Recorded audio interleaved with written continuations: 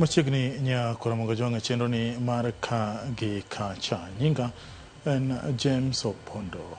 Ogai mar obila e yor kojolo Gilbert Masengeli ng'adne twech mar dweche 6 e jela kalore ni osebedo ka obuono chike mag doho. Jang'ad buche doho ma Milimani Lawrence Mugambi ochiko mondo Masengeli ochiwre ne Commissioner General mar doho e ndalo 7 mar chako twech mare. Masengeli osebedo ka idwaro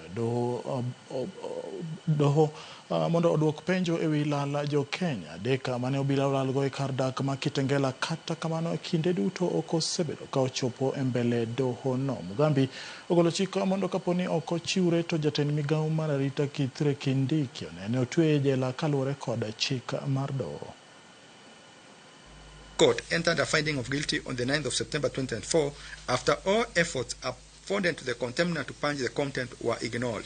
This was to ensure its authority and dignity, which it is exercised on behalf of the public, does not get annihilated, leading to a situation of impunity and anarchy. The constitution of this country